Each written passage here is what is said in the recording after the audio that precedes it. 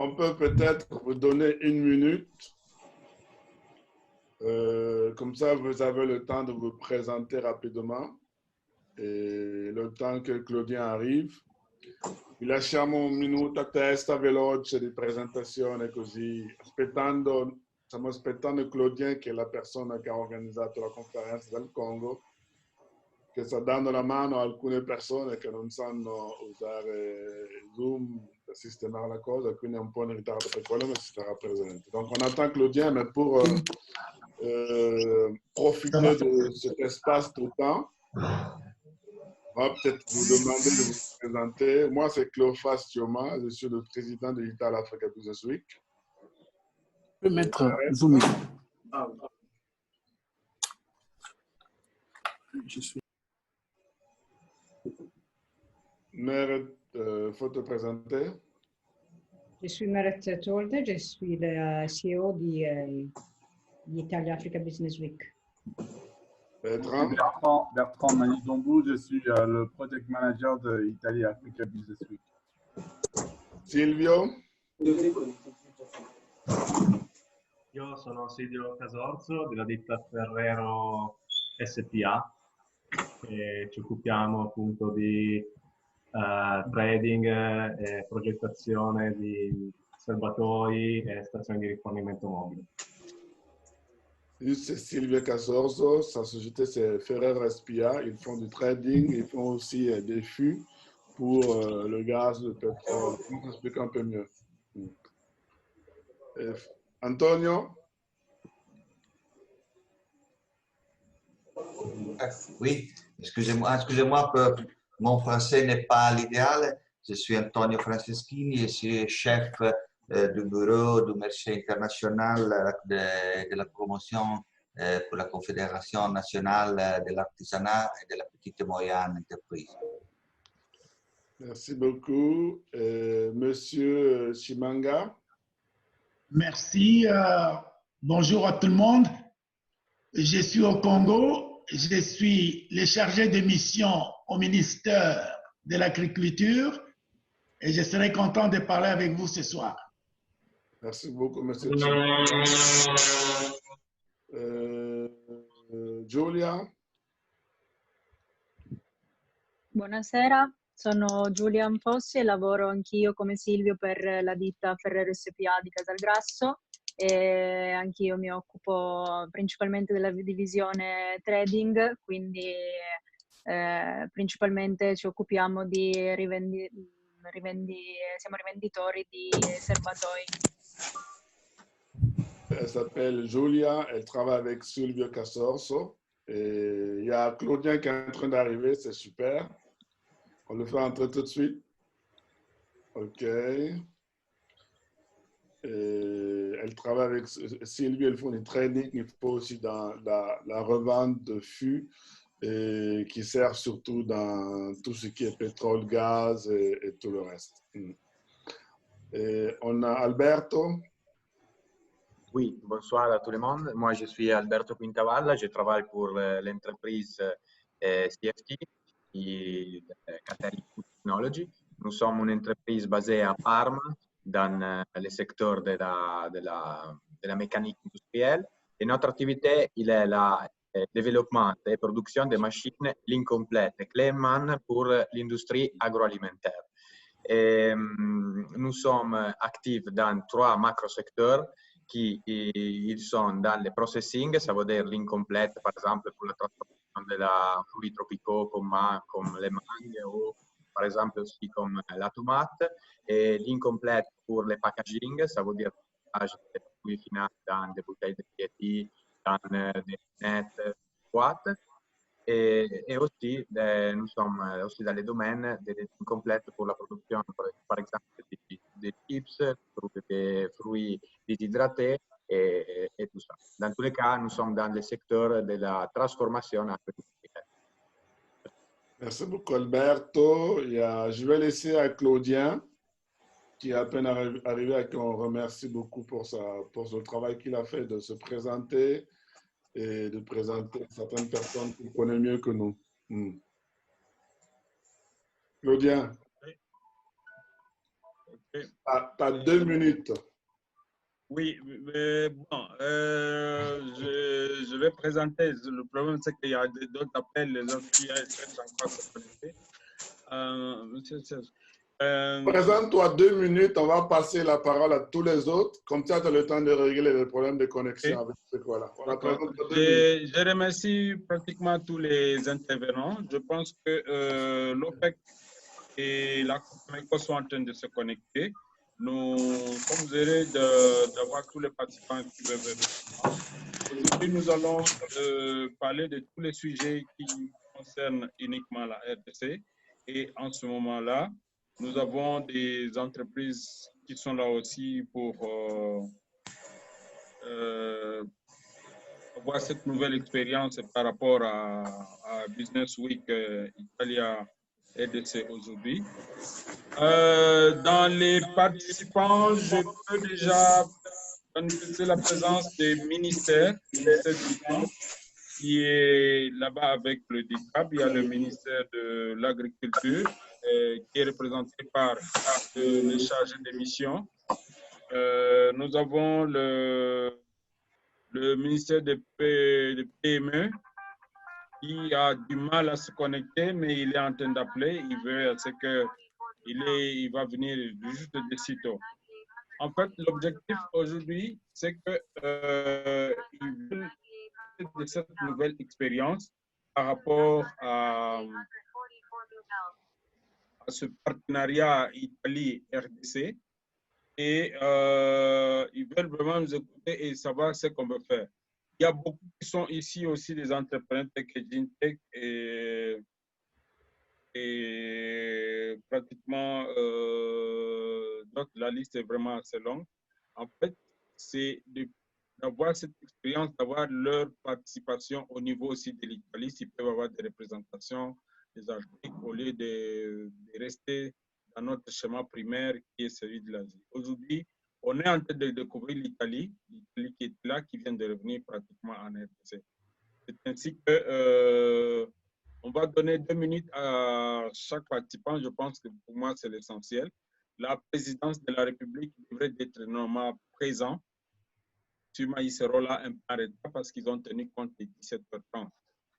Donc, voilà un peu. Les différents secteurs seront présentés par le représentant de PME et celui de l'agriculture aussi. Merci. Merci, Claudien. Il y a M. Bolanda qui est là, qui peut se présenter. 1 minute. Oui, bonjour à tous. Vous me suivez? Oui, on vous entend très bien. Ok, merci beaucoup. Donc, je suis M. Ogi Bolanda. Je suis du ministère de l'Industrie, plus précisément de l'Agence des zones économiques spéciales, dont je suis le responsable des chargés de mission. Merci beaucoup. Le ministère de l'Industrie, ministère de l'Industrie, abbiamo il ministère de l'Agriculture. Et on a M. Lumbu.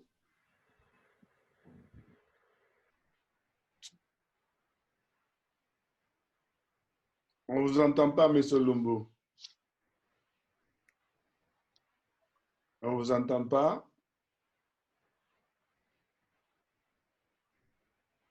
On va peut-être revenir après vers vous. Il y a le monsieur de Techno Phantom 9, que je n'ai pas le nom, qui peut se présenter. Ah, monsieur Phantom 9, c'est monsieur Cody, qui œuvre dans le secteur du transport et dans la déclaration douanière. Il va se présenter lui-même.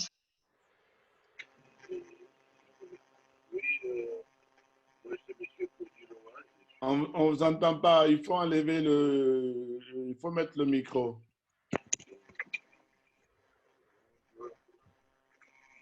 Attendez, je vais voir si je peux... Voilà, c'est bon maintenant? C'est parfait. Ok, moi c'est M. Cody Loa. Je suis le chef d'entreprise de la société Free Service Group.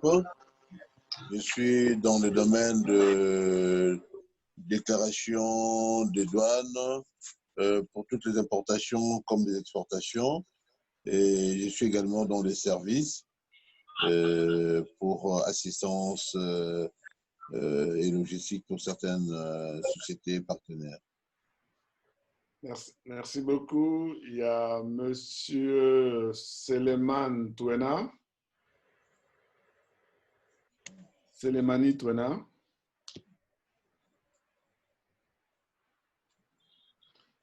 Il n'arrive pas à parler, donc on va aller chez Monsieur Deo Selemani.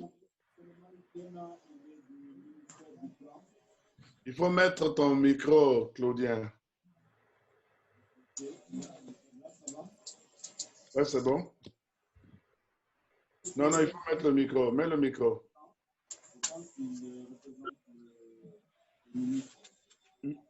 Claudien, mets le micro.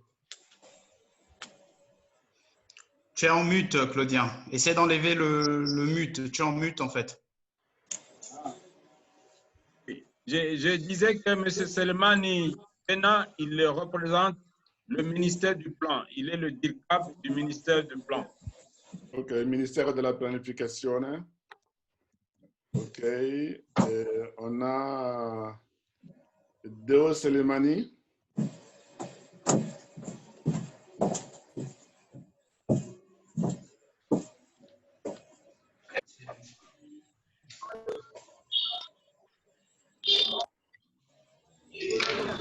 Deo Selemani ne parle pas. On va parler à M. Itel A33, qui a levé la main d'ailleurs. Bonjour. On va aller à M. Miller Ibrahim.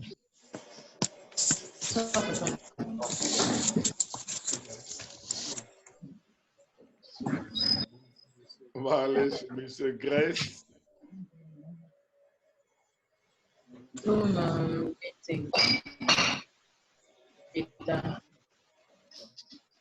pense que beaucoup de gens ont des problèmes de connexion. Bien, selon moi, on va commencer quand même et puis avec le temps, on va récupérer ceux qui ne se sont pas présentés. Si tu es d'accord, on peut commencer. Claudien, Gaël, c'est bon? On commence? Oui, c'est bon. Ça va. Ok. Donc, je fais un truc rapide en italien pour gli italiani. Faccio una piccola presentazione di quello che siamo, quello che facciamo. Poi lascerei la parola soprattutto a Claudien che sarà un po' la più introduzione e sentiamo soprattutto le autorità che sono presenti su quello che cercano nella relazione con l'Italia. Donc, ce que je disais en italien, c'est que je vais rapidement faire une présentation d'Italia Africa Business Week, qui est un forum économique et commercial organisé par la diaspora africaine en Italie. Ça fait maintenant 4 ans, cette année c'est la 4e édition qu'on est en train d'organiser. Malheureusement, dans une situation assez difficile avec le Covid-19.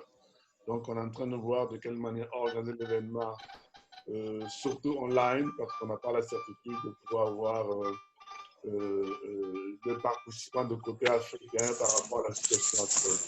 Je vais vous faire voir rapidement une vidéo qu'on a préparée de l'édition de l'année passée. Ça va vous permettre de voir un petit peu ce qu'on est, ce qu'on fait, avant de continuer à présenter justement les activités de notre forum. On va demander aux personnes qui ne parlent pas d'éteindre leur micro de manière que ça ne dérange pas la conversation. Certains, je vais les faire moi-même de manière que il n'y a pas de problème. OK, donc je fais...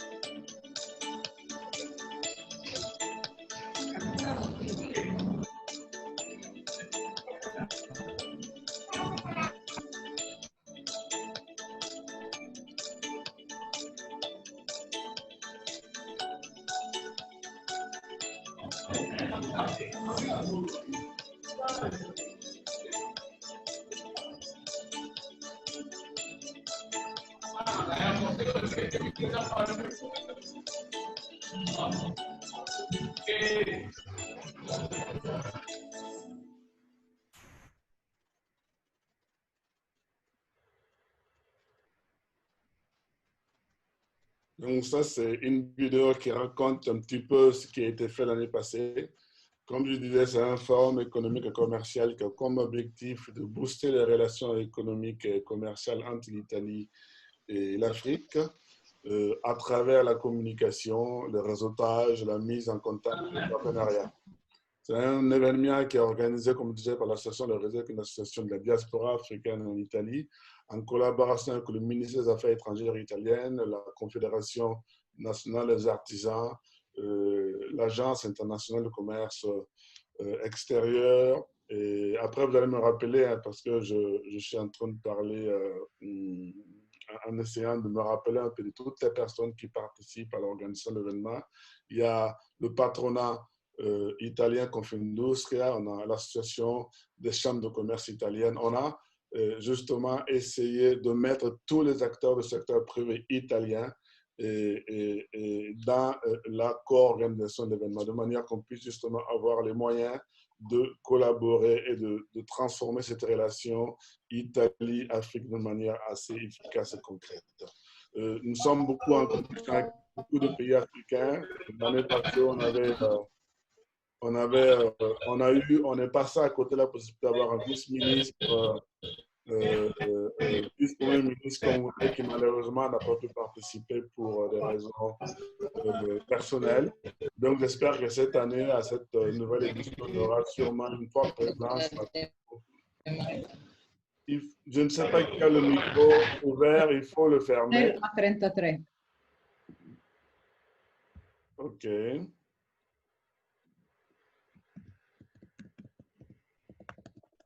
Bon, non, ça ne se peut pas.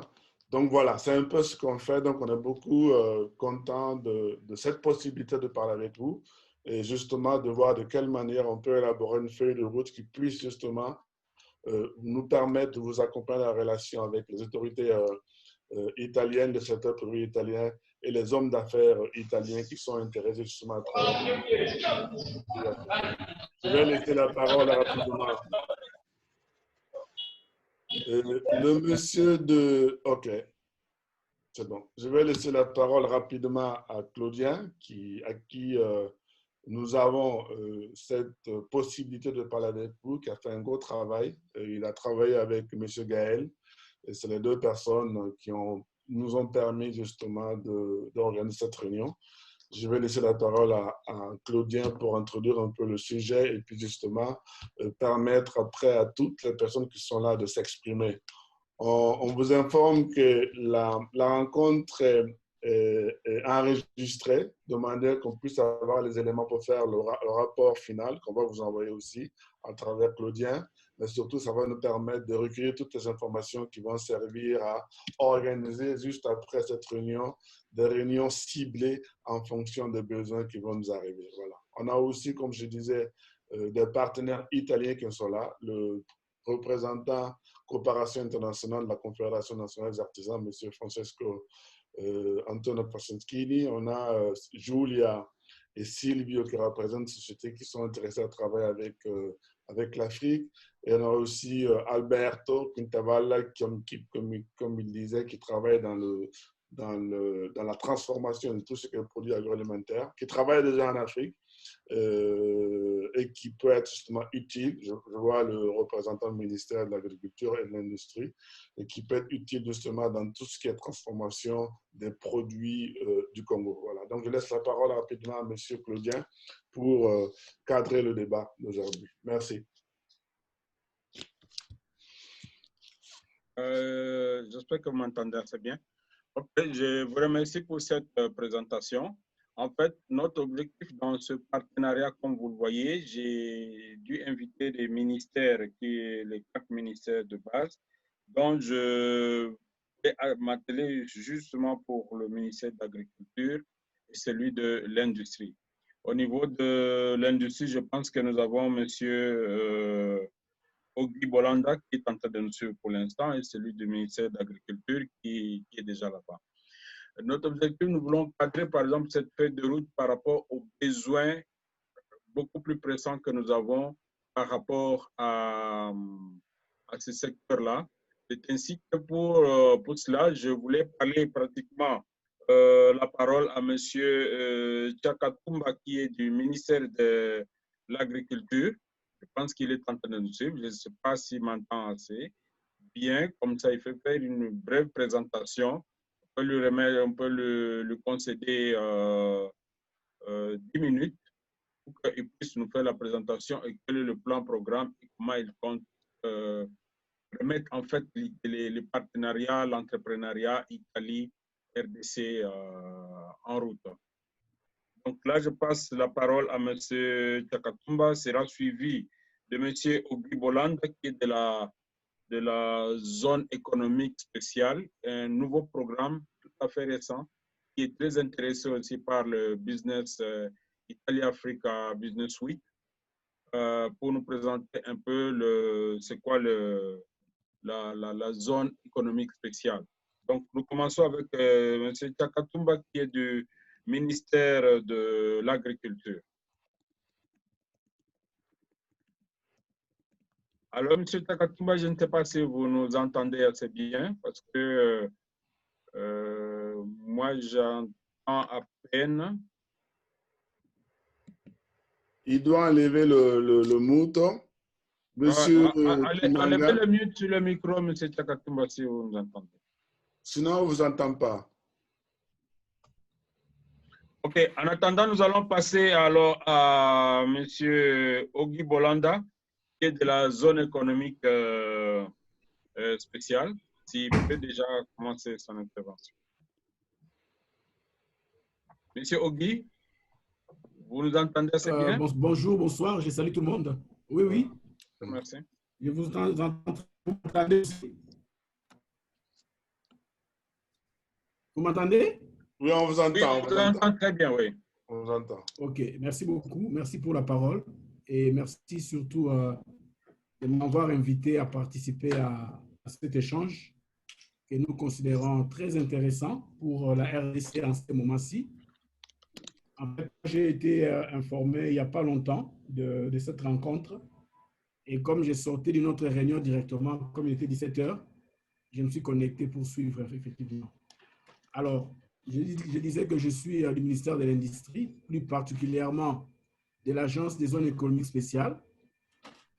Comme vous le savez, la République démocratique du Congo est un État qui est en train de se reconstruire après plusieurs années et l'économie de la RDC cherche à se relancer.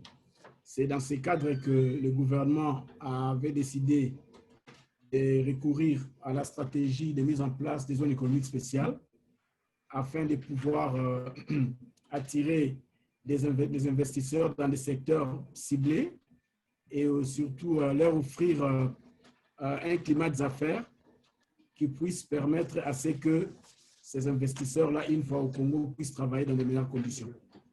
Alors, ce processus-là a commencé depuis plus de 5 ans, quelques années déjà. Nous avons eu l'appui de la Banque mondiale pour nous aider à mettre en place un cadre légal.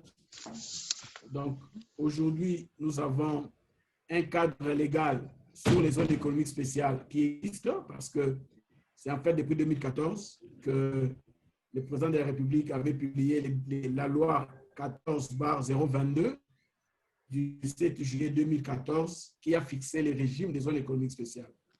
À la suite de cette loi, une agence de l'État a été mise en place, l'agence que je dirige, l'agence des zones économiques spéciales, donc ACES, a été mise en place. Et des décrets d'application de la loi ont été pris pour essayer un peu de mettre en musique cette loi-là pour que les conditions soient créées pour pouvoir faire les zones économiques spéciales. Donc, dans la vision du gouvernement, le gouvernement voudrait aller avec les opérateurs économiques dans le cadre des partenariats publics-privés pour faire les zones économiques spéciales parce que l'État n'a pas vocation de créer des zones économiques spéciales publiques. Mais au contraire, l'État, dans sa nouvelle option de développement économique, va plus laisser la place au secteur privé. Donc, ces zones économiques spéciales qui seront créées, ça sera avec le secteur privé. Et parmi les secteurs les plus intéressés, comme vous imaginez, il y a aussi le secteur de l'agro-industrie, la transformation localement des produits agricoles. Vous savez que la RDC, c'est aussi un grand pays qui produit, disons, la production minière est aussi intense. Et jusque-là, nous ne faisons que faire des trous chez nous sans transformer ces produits localement. Et les zones économiques spéciales peuvent aussi intéresser ces secteurs-là pour la transformation localement des produits miniers pour que la population congolaise puisse profiter de ça d'abord à travers la création des emplois afin de chasser le chômage et aussi faire que notre économie devienne de plus en plus dense dans ces secteurs-là. Donc, il y a plusieurs secteurs qui seront concernés dans ces zones économiques spéciales et cela va plus dépendre des avantages compétitifs de chaque province. Donc, dans la stratégie du gouvernement, c'est de voir dans toutes les provinces où est-ce qu'il y a abondance de ressources, telles ressources, pour promouvoir les zones économiques spéciales pour transformer localement toutes ces ressources-là. Donc, voilà un peu de mots, ce que je peux vous dire aujourd'hui. Donc, les opérateurs économiques italiens qui sont intéressés à la RDC peuvent, dans le cadre de ces partenariats-là, venir investir dans nos zones économiques spéciales parce que, comme j'ai dit, le cadre juridique a été placé et dans ce cadre juridique-là, il y a des avantages qui seront accordés aux aménageurs et aux entreprises. C'est le 5 mars de cette année que le Premier ministre a publié un décret qui accorde justement des avantages fiscaux, parafiscaux et douaniers aux entreprises qui viendront travailler dans les zones économiques spéciales.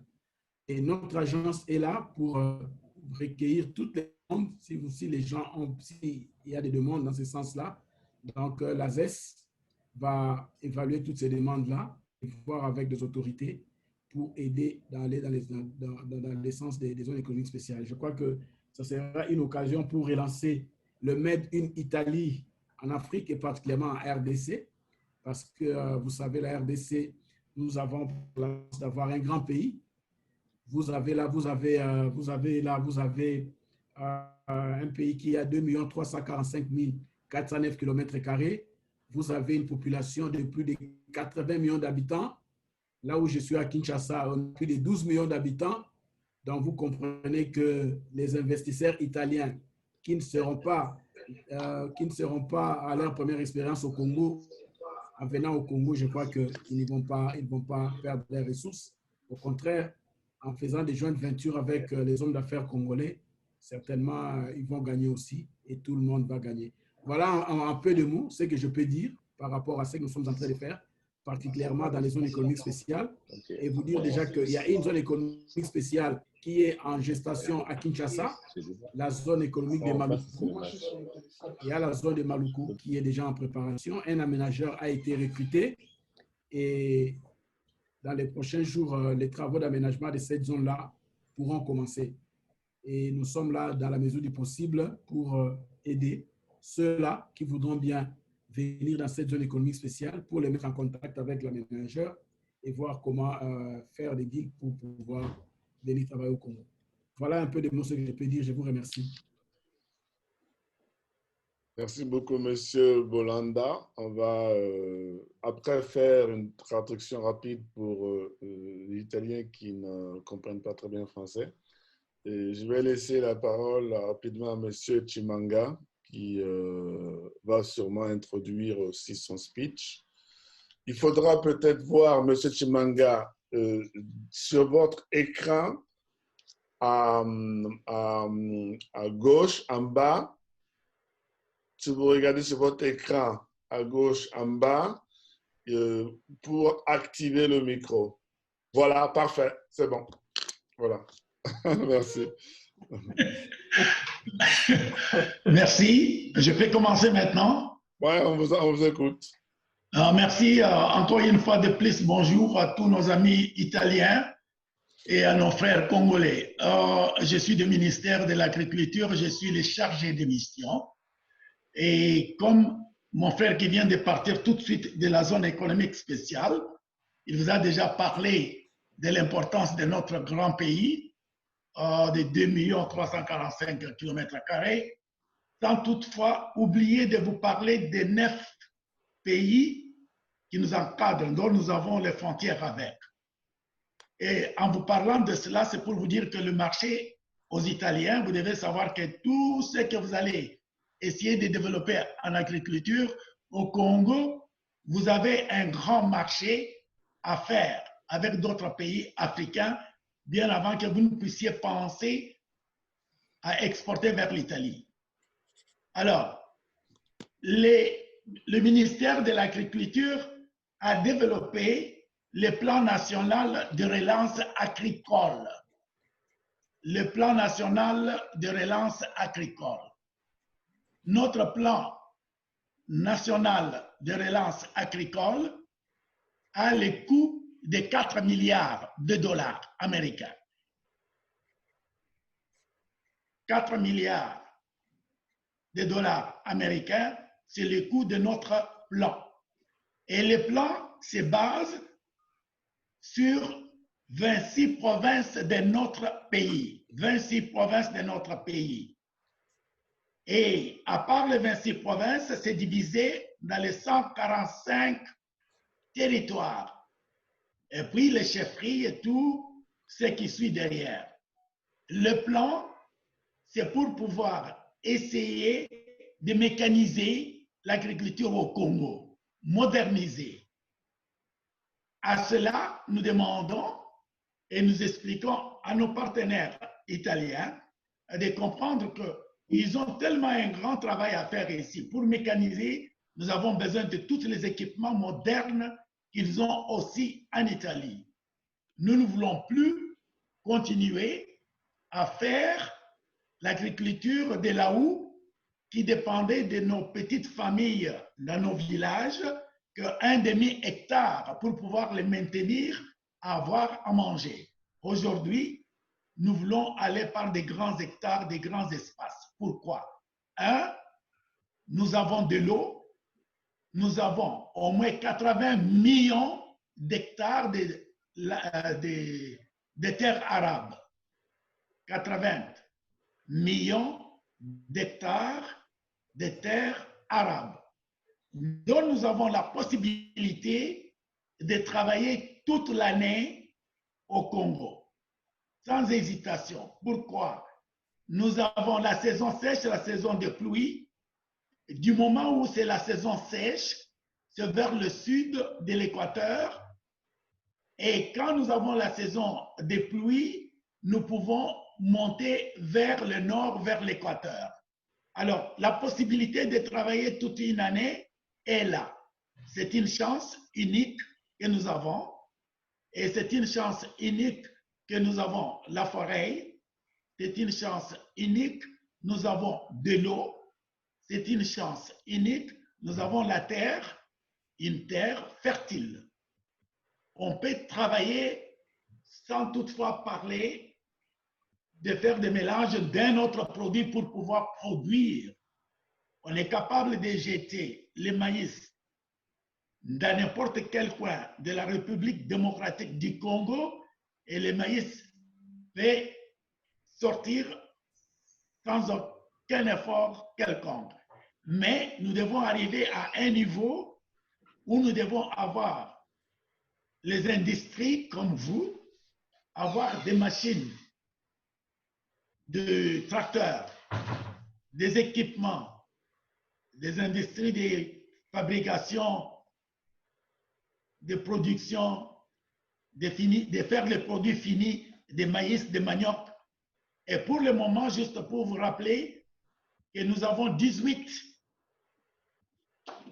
produits qu'on a prévus pour pouvoir développer ici chez nous. Mais nous allons commencer avec 4 produits c'est le manioc, le riz, le maïs, les haricots. Nous souhaiterons, pour la première année que nous commençons ce projet, de développer ces produits qui est beaucoup plus populaire sur l'étendue de la République démocratique du Congo. À part la production de ces 4 produits que je viens de donner, nous avons aussi les cafés, les bambous, nous avons à faire le cacao, et nous avons été toujours capables de produire les huiles de palme et nous avons la possibilité de développer cela comme nous avons l'espace, et sans toutefois oublier le sucre et d'autres produits qu'on a besoin dans le monde entier. Et on croit que le Congo, avec l'agriculture, nous avons la capacité non seulement de fournir à manger, si nous travaillons avec des partenaires comme des Italiens, qui ont une très bonne expérience et qui ont des machines et qui ont des industries de développement, nous sommes capables de fournir la nourriture au reste du monde. Et ça, c'est sûr, et croyez-moi. Et nous souhaiterons avoir de bonnes personnes, de bons partenaires qui veulent définitivement développer l'agriculture au Congo. Ils auront toute la facilité avec ANAPI qui est une société d'État qui doit donner le système des affaires au Congo selon les lois et les règles, de travailler ensemble avec nos amis étrangers. Et sur les taxes, on y travaillera quand on devient, par exemple, investisseur au pays. Alors, à cela, je dirais que nous n'avons pas assez de minutes parce qu'il y a beaucoup de gens qui vont intervenir. S'il y aura une question, j'accepterai de nos frères italiens ou congolais qui sont en ligne de nous poser et nous allons répondre. Merci. Merci beaucoup, M. Simanga. Je fais rapidement un résumé en italien pour les amis italiens qui sono là, avant di laissare la parola a M. Emanuele. Faccio velocemente un riassunto. Ha parlato prima il signor Bolanda, che è del Ministero dell'Industria, che è responsabile all'interno del Ministero della zona speciale per l'economia, zona economica speciale, che sono zone che stanno creando all'interno del territorio europeo del Congo per facilitare giustamente la nascita di cluster industriali in diversi ambiti, sia nell'ambito delle miniere, nell'ambito dell'agricoltura, nell'ambito della trasformazione e tutto il resto. E con l'aiuto della Banca Mondiale sono riusciti anche a creare un quadro legale giustamente che può accompagnare tutte le realtà, le imprese che sono interessati a lavorare con loro, tutti quelli che sono interessati a investire o a creare la partnership all'interno della loro realtà possono giustamente apposarsi al loro ufficio per avere il massimo di informazione, ma soprattutto per capire quali sono gli strumenti messi a disposizione del governo congolese per facilitare l'ingresso sul mercato congolese delle imprese internazionali. Qua parliamo della parte italiana. Sono anche predisposti a tutte quelle che PPP, quindi per un partenariato pubblico e privato, perché comunque sono cose molto importanti che possono giustamente far crescere il paese. Il paese ha 80 milioni di abitanti, con 9 paesi come paesi limitrofi e chiaramente un paese dove c'è tantissima acqua, piove tanto, e diceva il responsabile del Ministero dell'Agricoltura che anche lì hanno elaborato il piano nazionale per il rilancio dell'agricoltura, che è un piano giustamente per rilanciare l'agricoltura del paese, per entrare in un discorso di meccanizzazione agricola, ma anche per modernizzare tutto quello che perché sono strumenti, macchinari per giustamente trasformare la terra, trasformare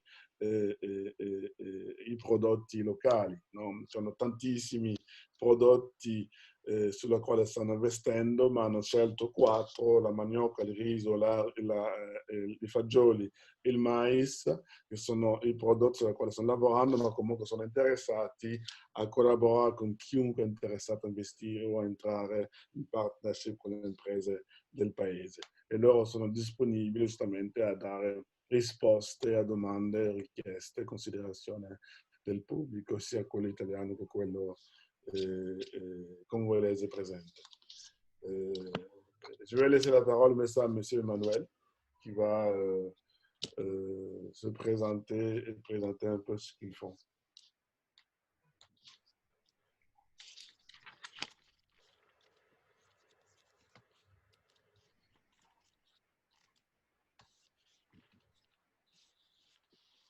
Emmanuel, on ne vous entend pas, Emmanuel. Allô? Allô? Apparemment, on vous entend maintenant. Oui. Allez-y. Donc, oui, je me présente d'abord. Je m'appelle Emmanuel Nzongizé. Je suis le président national du Conseil interprofessionnel pour la promotion de l'agriculture en RDC. Et notre structure, c'est une structure que les opérateurs économiques sur la chaîne de valeur ont mis en place pour essayer d'accompagner les opérateurs dans tout ce que nous rencontrons comme problème, parce que, comme vous voyez, la RDC, nous avons beaucoup de problèmes dans l'agriculture et nous avons l'espoir, et je vous remercie d'abord pour cette occasion que vous venez. Nous avons, avec peut-être cette collaboration, il y a certains problèmes qui trouveront solution. Et si on peut énumérer dans tout ce que d'abord notre collègue ministre de l'Agriculture a dit, d'une façon générale, un peu la situation du pays dans l'agriculture, sauf que nous, c'est l'agribusiness. Nous focalisons beaucoup sur une agriculture qui est rentable et qui va permettre au pays et à l'opérateur de faire de l'argent, donc de faire du business. Et comme je disais, il y a plusieurs problèmes sur lesquels on intervient que je vais essayer d'énumérer. On est en collaboration avec l'INERA pour les problèmes de semences parce que c'est un souci majeur dans ce pays. Nous avons un deuxième problème qui est le financement parce que, comme vous le savez, toutes les banques ici, les banques qui interviennent dans l'agriculture demandent une garantie d'au moins 150% du prêt demandé. Et nous ne pouvons pas, c'est même pas inscrit. Il y a très peu d'opérateurs qui peuvent mettre sur la table pour, par exemple, un prêt d'$1 million, $1,500,000 de garantie. Ça, c'est impossible. Donc, on travaille sur l'axe de financement pour essayer d'amener les banques et les fonds de garantie. Et jusque-là, on est en pourparlers, mais on n'a pas encore fonds de garantie qui est disposé à venir nous accompagner. On a un problème de qualité de produits parce que si on va sur le marché, en comparant avec les concurrents, les qualités de nos produits ne sont pas, parce que le marché n'est pas encore bien assuré, les qualités de nos produits ne sont pas... Et on doit travailler sur les emballages. Ça, c'est le troisième problème que nous traversons. Il y a aussi la formation, parce que les opérateurs, beaucoup d'opérateurs sont vraiment en arrière par rapport à la concurrence sur la formation. Et puis, on doit faire aussi les renforcements des capacités pour qu'ils soient à mesure, ne fût-ce que d'être prêts avec les banques. Comme je l'ai dit, le cinquième problème, c'est le marché, le marketing. Nous accompagnons nos opérateurs à être présents sur le marché et rendre ce que le marché demande. Et là intervient, nous, dans l'agriculture, les certifications biologiques, équitables, ISO, tout ce que le marché demande. Et le sixième point,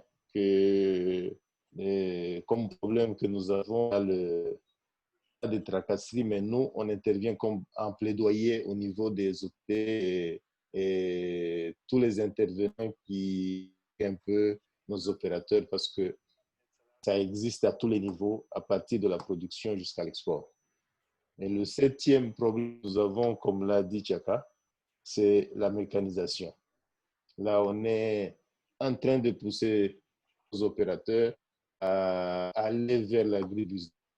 C'est des grandes étendues à travailler et amener absolument, si c'est possible, des usines qui produisent les tracteurs, le matériel qu'on utilise dans le pays parce que c'est un grand pays et il y a la maintenance qui pose problème. Il y a beaucoup de gens qui ont amené beaucoup de tracteurs, mais aujourd'hui, qui sont devenus des carcasses parce qu'il n'y a pas de maintenance. Le 8e problème, c'est la recherche. Comme j'ai dit au début, la recherche est pratiquement sans moyens. L'INERA, notre partenaire avec lequel on travaille, n'a presque pas de moyens et survit grâce à des petits projets qui sont à côté ou des projets de la Banque mondiale. Je ne peux pas aussi ne pas parler de la sécurité foncière parce que la loi jusque-là ne donne pas beaucoup de sécurité où ils viennent investir dans l'agriculture. Et il y a beaucoup je pourrais même dire des taxes d'environnement qui pratiquement mettent à mal les opérateurs qui sont dans le secteur.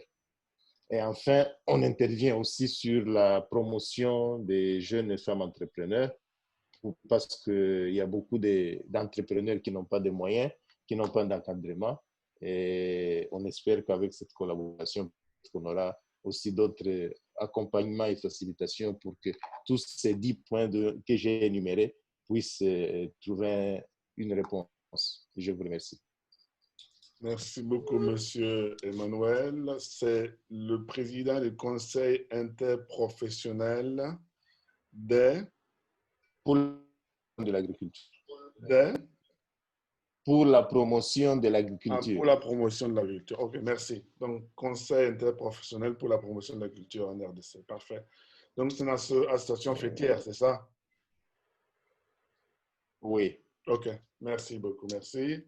Et je vais profiter de votre parole pour laisser la parole à Monsieur Antonio Franceschini et après à Monsieur Alberto Quintavalla qui représente un peu le secteur qui ont été énumérés aujourd'hui, surtout dans le domaine agricole et de la transformation, parce qu'Antonio est le directeur du bureau coopération internationale de la Confédération nationale des artisans et Alberto Quintavalla, c'est le représentant d'une société qui est spécialisée dans tout ce qui est processing de transformation des produits agroalimentaires. Ils sont leaders dans le monde actuellement dans leur secteur de référence. Donc, je vais laisser la parole à Monsieur Antonio pour expliquer un peu ce qu'ils font et de quelle manière justement on peut travailler à une collaboration entre ce qu'ils font et ce que sont les besoins du côté congolais. Antonio. OK. Bonsoir. Merci beaucoup à tout le monde. Excusez-moi pour mon français, mais je pense qu'éventuellement Cléo pourra aider moi. Je pense que c'est un échange très intéressant. J'ai écouté avec beaucoup d'attention les interventions et je pense que comme Confédération nationale de l'artisanat, de la petite et moyenne entreprise, nous avons beaucoup d'opportunités de travailler et de définir un cadre de coopération avec la République démocratique du Congo.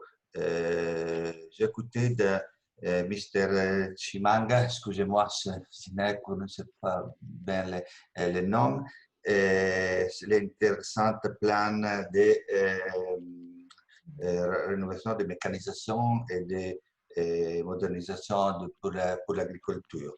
Dans notre association, nous avons beaucoup d'entreprises qui travaillent dans le secteur de la mécanique agricole. Nous avons vu 2 expériences dans les dernières années en quelques pays de l'Afrique comme l'Éthiopie, le Mozambique et l'Ouganda. Et je pense que nous pourrons travailler dans la même manière. dans le sens que nous avons défini du projet qui comprennent la formation, mais au même également la coopération avec des entrepreneurs locaux pour créer les conditions pour un environnement de la petite et moyenne entreprise dans les pays qui sont notre membre. Dans ce cadre de questions, je pense qu'avec le soutien des amis de l'Italian African Business Week, nous pourrons dans les prochaines semaines définir un projet, un petit papier de propositions qui comprennent les thèmes de la formation, mais aussi l'opportunité pour l'entreprise italienne du secteur de la mécanique agricole, comme qui travaille dans les tracteurs, pour définir des coopérations avec des entrepreneurs ou des autres partenaires au Congo pour en set. Dans notre système associatif, nous avons également une entreprise qui s'occupe de la certification biologique. Et sur le dernier intervention de M. Manuel, je pense que dans cette, nous pourrons aussi créer la condition pour aider l'agriculture du Congo sur cette route. Et aussi, je pense qu'il y a une très intéressante opportunité de travail.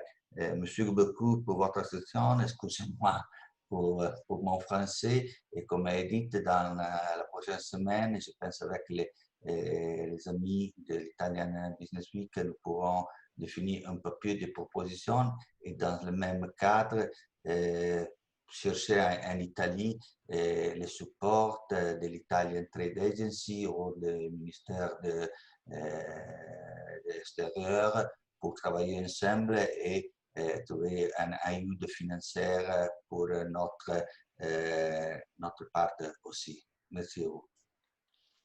Merci beaucoup, Antonio. Je pense qu'il a répondu un peu à toutes les questions qui sont arrivées, soit du ministère de l'Industrie, du ministère de l'Agriculture, que du ministère, que du Conseil interprofessionnel pour la promotion de l'agriculture en RDC.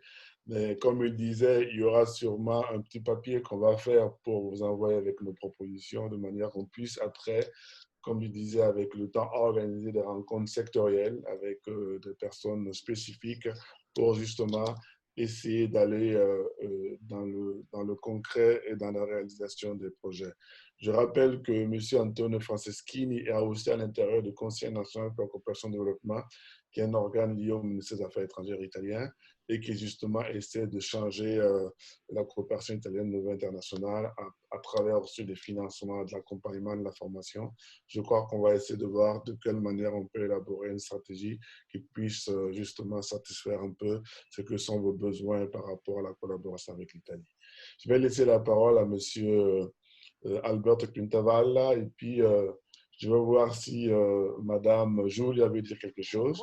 Avant, je vais lui faire une petite traduction rapide de ce qui a été dit avant de la laisser parler de manière qu'elle puisse aussi expliquer un peu ce qu'ils font et ce que leur produit peut être utile dans la collaboration avec le Congo. Dicevo, Giulia, che lascio parlare Alberto, poi faccia velocemente una traduzione di quello che è stato detto, poi anche a voi la possibilità di spiegare quello che fate, in che ambito giustamente potete operare in collaborazione con il Congo. Va bene, grazie. Allez, Alberto. Oui, alors, bonsoir à tout le monde. Moi, je suis Alberto Quintavalla et je suis en charge des marchés africains pour notre entreprise qui s'appelle CFT, Catelli Food Technology. Et nous sommes une entreprise basée à Parme, en Italie, dans l'industrie de la mécanique agroalimentaire. Et je fais, si vous me permettez, Cléo, je vais partager un moment mon présentation pour vous présenter les produits que nous sommes en train de proposer. Okay? Vas-y, vas-y. Je vais prendre 1 minute parce que je crois qu'avec notre petite présentation, on est plus clair à préciser qu'est-ce qu'il est notre production. Alors, ça, c'est les chiffres de notre groupe. Nous sommes un groupe italien qui a un chiffre d'affaires de 250 millions d'euros. Nous sommes 750 employés in Italie. Nous avons aussi des usines en Allemagne pour la production de la bière et en Espagne pour la production de machines comme fardeleuses et machines pour mettre les containers finaux dans les cartons américains, par exemple. Et la CFT, c'est toujours une entreprise familiale qui est née dans 1945 dans l'activité de M. Catelli et dans le 2006, le groupe, la famille Catelli a décidé de faire un rassemblement d'entreprises pour augmenter le portfolio de machines dans son activité. Ça veut dire que nous sommes rentrés aussi dans le domaine du packaging, dans le domaine de la production de certisauces et l'incomplète pour la production de soft drinks et de jus et de nectar. Et je crois qu'avec cette vidéo, vous pouvez voir quelle est notre activité. Alors, comme je dis, notre activité il est séparée dans le processing, ça veut dire l'incomplète pour la transformation agroalimentaire, par exemple de la tomate, que c'est toujours notre business principal. Et nous avons aussi toute la technologie pour proposer lignes pour la transformation des mangues, ananas et tous les produits agricoles typiques de l'Afrique de l'Ouest. Ici, vous pouvez voir une ligne de production de tomates, à partir des tomates fraîches jusqu'au remplissage en aseptique. Après, on a toutes les gammes de machines pour le remplissage dans des bocaux, dans des boîtes, et aussi toute la partie de préparation pour la deuxième transformation, pour avoir un produit final. Et après, on a aussi, comme vous pouvez voir ici, notre ligne de remplissage pour les huiles, notre ligne de remplissage pour, par exemple, pour la viande dans la boîte ou pour les légumes, ligne de remplissage pour le ketchup. Et ici, c'est notre nouvelle division qui s'appelle Product Treatment. Ça, je crois que peut être aussi très intéressante pour le Congo parce que, par exemple, dans la dernière édition de les MacFruit, on a vu beaucoup de demandes, surtout dans le Congo, pour des lignes pour le séchage des fruits comme les mangues ou l'ananas, la banane. Après, on a notre division pour les machines pour le secteur lactier. Comme vous pouvez voir ici, on a toute la gamme des produits de stérilisateurs et machines pour la production de lait à haute conservation. Après, on a toute la gamme de machines pour la production de la bière avec notre entreprise en Allemagne, Rolec. Ça sont des vidéos de notre dernière installation ici en Italie et dans le monde entier. Et nous avons fait une usine complète aussi au Kenya pour la bière, préparation et remplissage. Et comme j'ai dit avant, pour les beverages, nous sommes capables de faire aussi toute la partie de préparation boisson et remplissage dans les PET, verres ou canettes, parce que nous sommes aussi des producteurs de certisauces, que c'est la machine nécessaire pour fermer la boîte, comme vous pouvez voir ici, avec notre brand Comaco et Sima. Ça, c'est la machine nécessaire pour la boîte. Et ça, c'est seulement un petit overview de notre gamme de production. Et après ça, j'aimerais prendre un moment pour parler aussi de notre référence en Afrique, parce que comme il a dit déjà Dioma, nous sommes déjà présents en Afrique. Et pour nous, l'Afrique, c'est tout. Par exemple, l'année passée, nous avons fait 23 millions seulement en Afrique.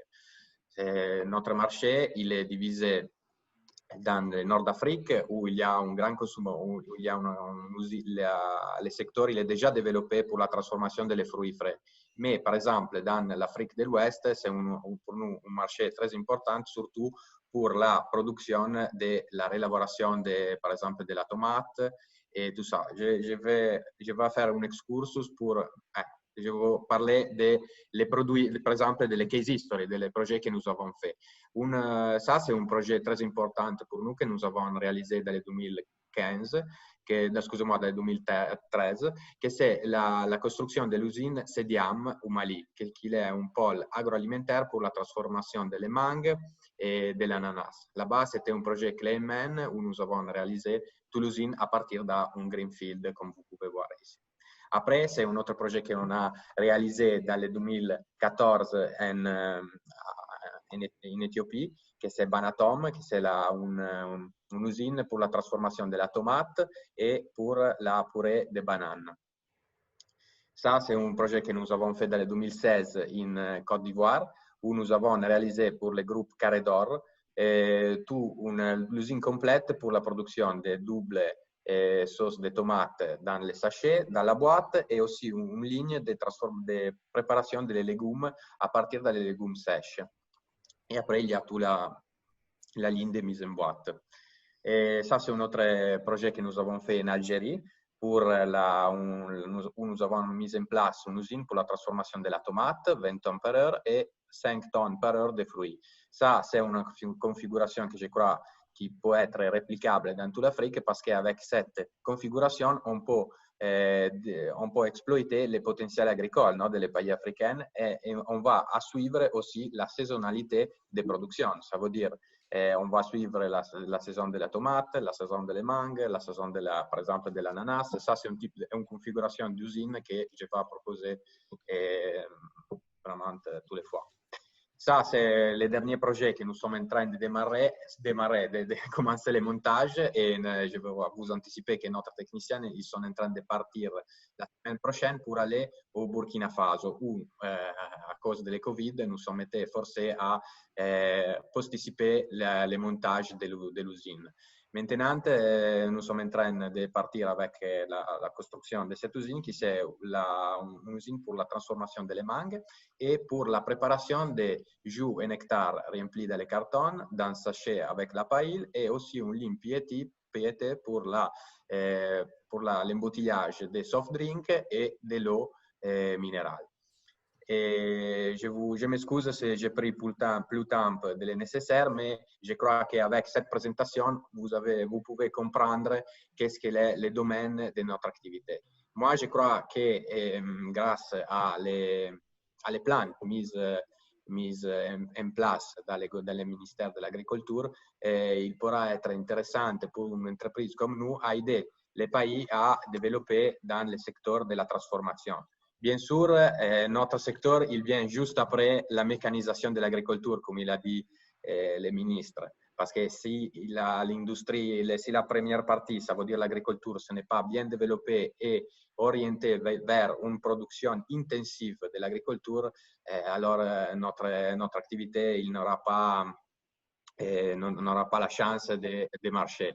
Mais je crois que nous pouvons aider aussi votre potentiel investisseur avec aussi la partie agricole, parce que grâce à la présence de cette cluster de l'Africa Business Week, on peut aussi, avec la compétence par exemple des entreprises dans le domaine de l'agriculture, développer l'agriculture afin que la transformation il sera la naturelle conséquence d'une agriculture bien développée. Je m'excuse si j'ai pris plus de temps que le nécessaire, et je reste à votre disposition pour toutes les questions que vous avez. Merci. Merci beaucoup, Alberto, qui a justement illustré ce qu'ils font.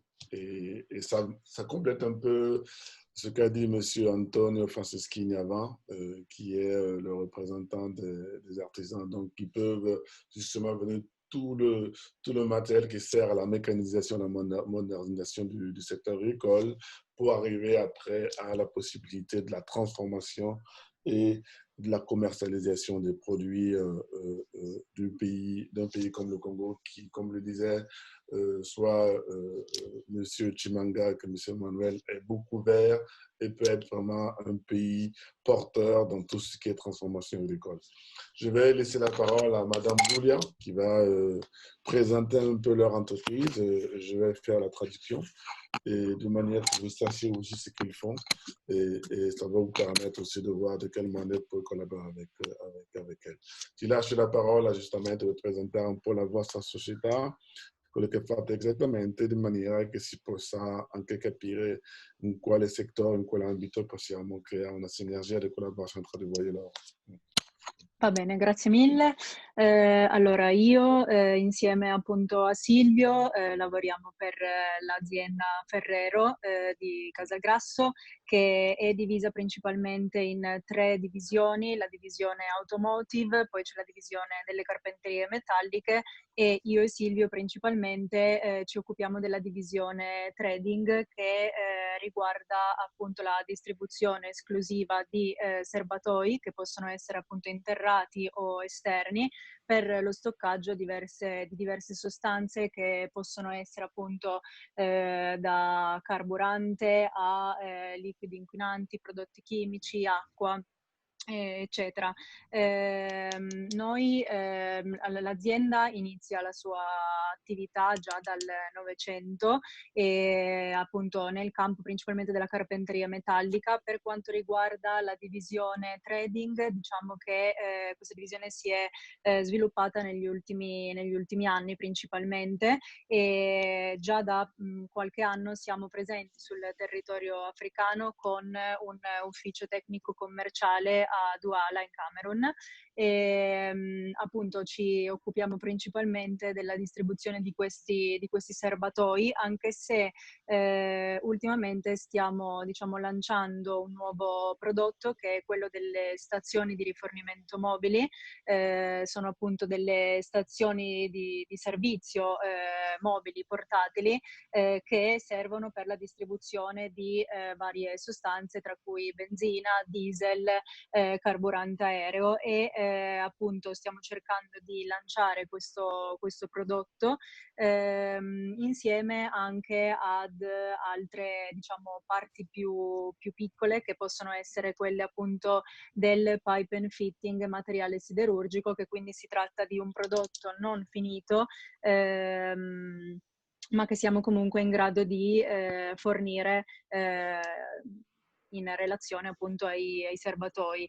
Negli anni precedenti già era stata imbastita un'azione commerciale per quanto riguarda questa divisione, ma appunto in questi ultimi anni c'è un team che può seguire questo mercato. Il nostro obiettivo è quello di ovviamente cercare di creare una relazione, dei contatti principalmente sul territorio africano, dove appunto già siamo presenti, e siamo in costante ricerca di soluzioni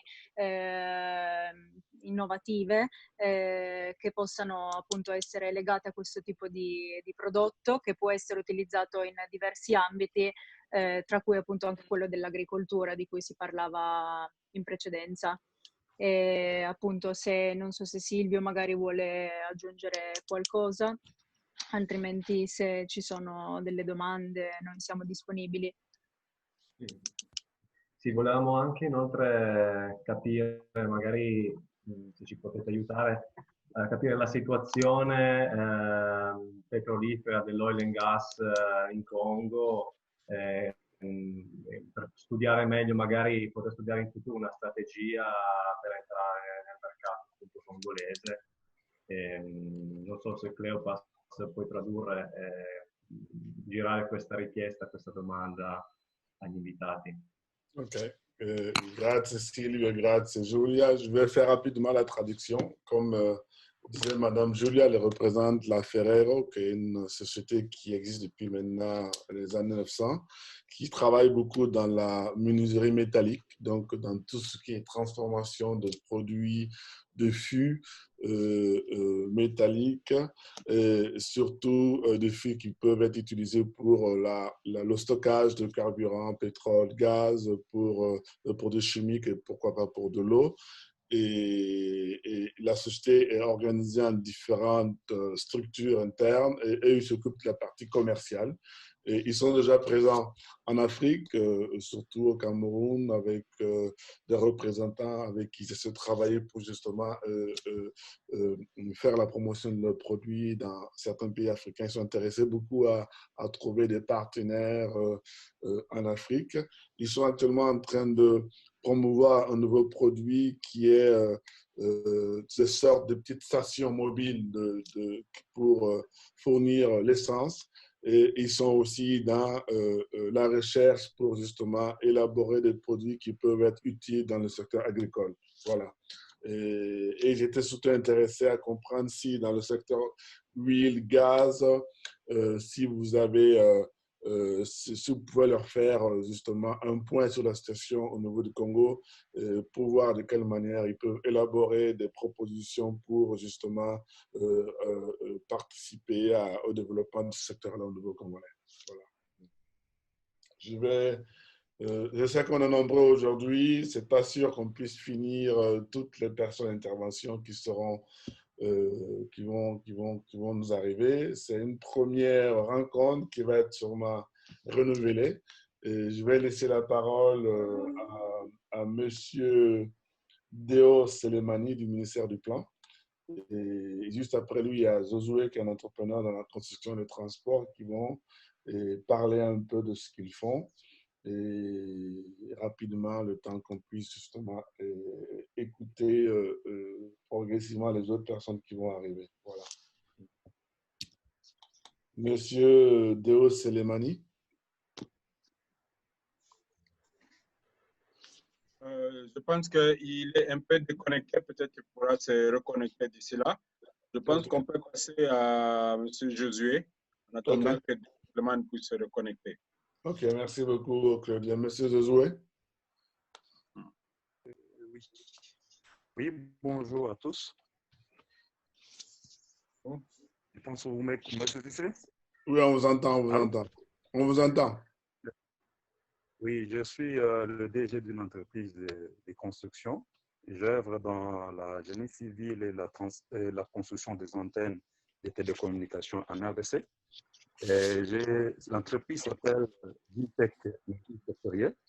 Je me base à Kinshasa, dont je suis dans le secteur des transports et de la construction des antennes et des maisons. Alors, une des acteurs que je veux créer, qui est en ligne pour le moment, c'est dans les transports urbains. Je suis un des membres de APEVCO, avec les esprits de vie. Pour le moment, je suis aussi membre d'une organisation internationale mondiale qui s'appelle NEMIA, dont je suis le premier en RDC dans l'entrepreneuriat public. J'ai proposé un projet sur le transport fluvial.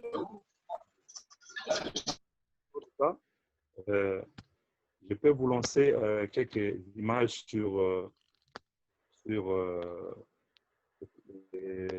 projets que j'ai pu élaborer il y a avant la COVID-19 ici, sur le transport fluvial du fleuve Congo. Mais pas de matériel comme on le voit pour le moment, mais de personnel. C'est-à-dire qu'on prend seulement des gens, pas des colis comme sur le fleuve Congo. C'est-à-dire qu'un transport normal sans des colis au-dessus du personnel. C'est ça mon projet que j'ai pu élaborer. Je suis en train de suivre ça petit à petit, mais en attendant, je suis dans les transports urbains, dans la ville de Kinshasa. C'est ça mon projet. Mais j'ai un problème de transmission de documents ici, je ne sais pas, avec mon... J'ai essayé d'autoriser, donc normalement, vous devriez pouvoir le faire. Vous voyez vous l'avez déjà fait, non? Oui, je suis là, mais je ne parviens pas à y entrer pour télécharger des images. Vous êtes sur un PC ou sur un téléphone? Mon PC a un peu de problème. Je suis sur mon téléphone. Je ne sais pas si ça peut passer. Je suis en train de voir. Avec le téléphone, je ne l'ai jamais essayé, donc je ne peux pas vous aider. Ah. Mais je pense que s'il y a besoin, vous pouvez nous envoyer un mail à travers Claudien, comme ça on va le partager au groupe de manière qu'on puisse l'avoir, quoi. OK? Ok.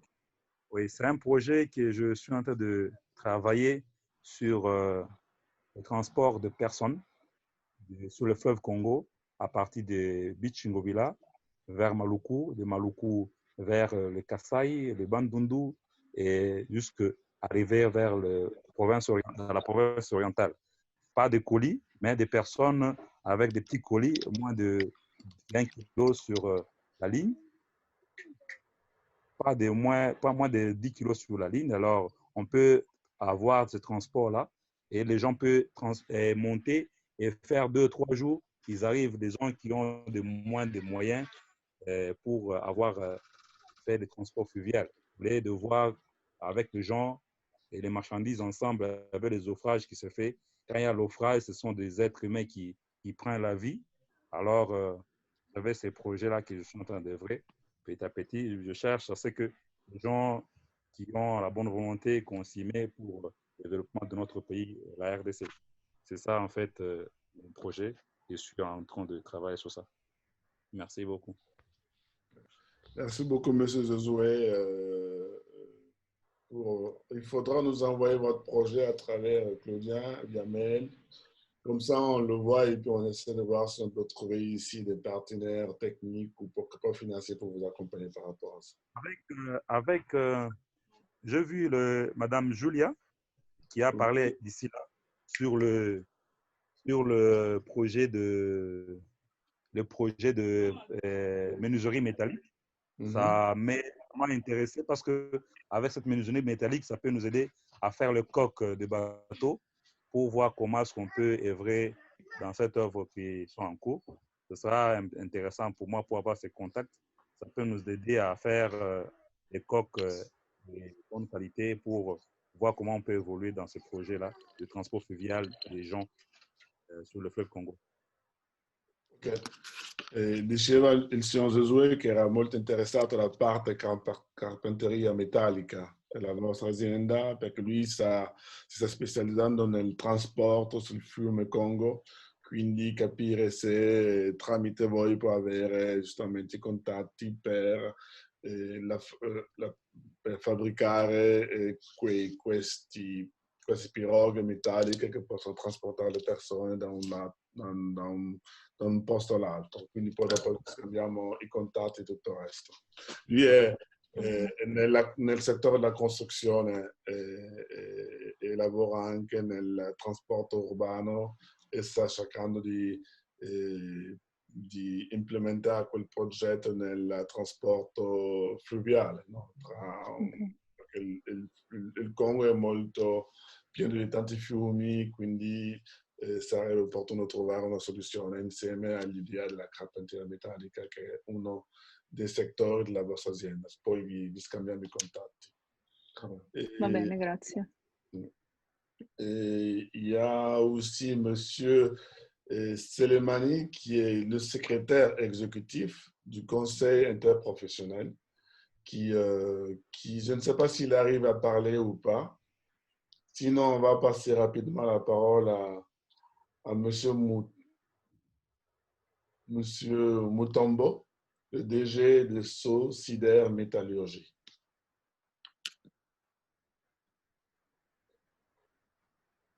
Alors, monsieur le DG, je ne sais pas si vous nous entendez très bien, parce que vous êtes en ligne, vous pouvez parler. Monsieur Mutombo? Ah, je pense qu'aujourd'hui, la connexion fait défaut. Je suis en ligne. OK. Ah, OK. Vous pouvez y aller alors. OK. Bonjour, mesdames, messieurs. Bonjour. Je m'appelle Mutombo Sonsola. Je suis président du comité de suivi de la Société sidérurgique d'Omaluku à Kinshasa. Et je suis doublement satisfait pour avoir été associé à ce forum. Non seulement parce que je suis président donc le numéro 1, chargé de la gestion quotidienne de cette entreprise, mais aussi parce que cette entreprise a bénéficié des services de l'Italie à sa création. La sidérurgie de Maluku est créée au début des années 70. Les travaux de construction ont commencé en 1971. Les usines ont été inaugurées en 1974. Et à sa création, il y a eu un consortium italo-allemand qui a construit les usines de Maluku. Il y avait deux sociétés italiennes qui étaient Finsider et Italimpianti et une société allemande, Demag. Ce sont ces sociétés qui ont construit les usines de Maluku, qui ont été inaugurées en 1974, comme je l'ai dit tantôt. Mais ces usines sont pour maintenant à l'arrêt. L'usine à froid, celle qui doit faire les tôles, est à l'arrêt depuis 1976, c'est-à-dire 2 ans après l'inauguration. Et l'usine à chaud, celle qui fait les barres de fer et d'autres produits de ce genre, a travaillé par intermittence et est à l'arrêt depuis 2007. Ces usines sont à l'arrêt parce que les matières à utiliser pour les faire fonctionner doivent être importées. Pour l'usine à froid qui fait des tôles ou qui doit faire des tôles, on devait importer les rouleaux de tôle appelés coils, mais on n'a plus importé ça. Pourquoi? Parce que dans les années 70, même dans les années 80, on a connu beaucoup de difficultés pour avoir des devises nécessaires pour importer. Et parce qu'on ne parlait pas importer ces rouleaux de tôle, la production s'est arrêtée. Il en est de même pour la deuxième usine, qui fait les barres de fer et les profilés. Comme on n'avait plus suffisamment de mitraille local, on devait en importer. Ou on devait importer des billettes de fer. On s'est trouvé devant la même difficulté, la disponibilité de devises. Ainsi, ces usines sont à l'arrêt. Mais ce sont 2 grandes usines. Les constructeurs avaient prévu que lorsqu'elles tourneront normalement, elles devaient engager jusqu'à 1500 travailleurs.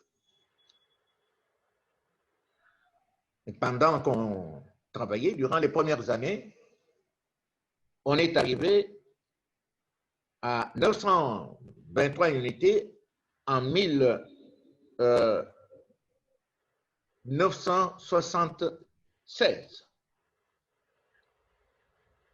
Et quand on ne tournait plus bien, le gouvernement avait décidé de réduire les effectifs. On a réduit les effectifs des travailleurs et ça continue à diminuer. Et au moment où nous parlons, nous sommes à 118 agents. Mais les usines sont là. Les usines doivent être réhabilitées. Les usines doivent être relancées. Et nous avons besoin de financement. Nous avons besoin de financement. D'après les études faites dernièrement, on estime à plus ou moins 200 millions d'euros la réhabilitation et la relance de la production de la société sidérurgique de Maluku.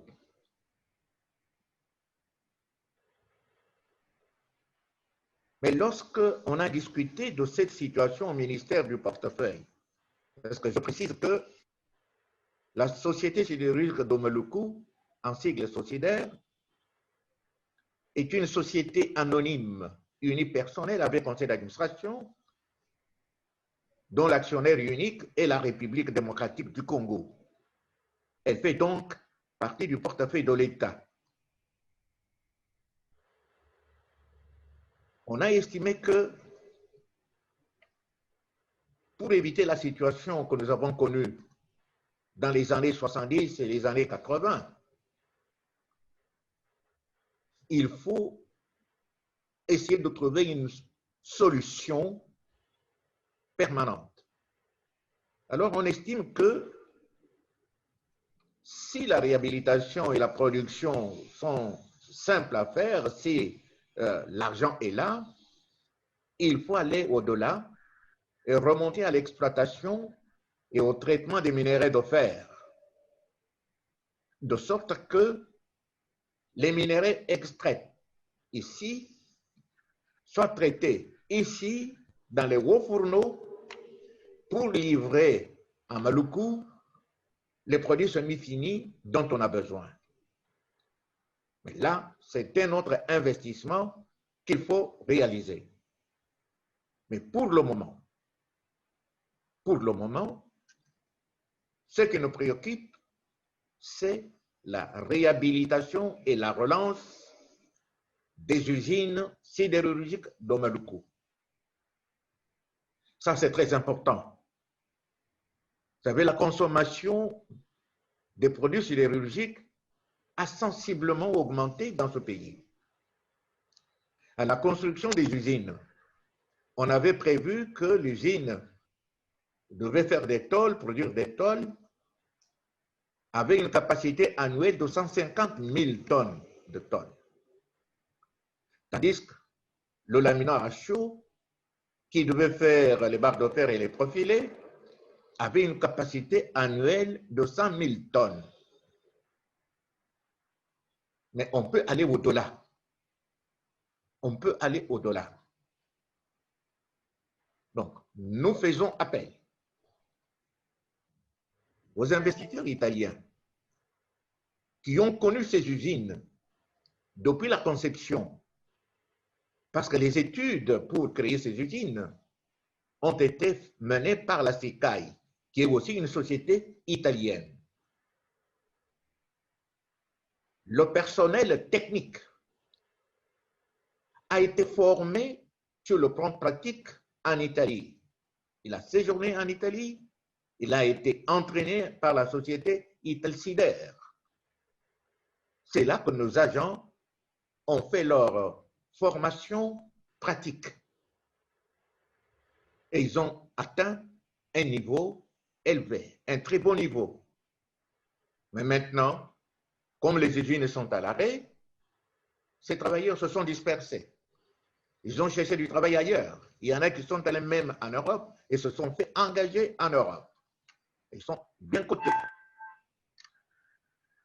Aujourd'hui, lorsque nous parlons de la réhabilitation, de la relance, il faut en même temps penser à la formation du personnel.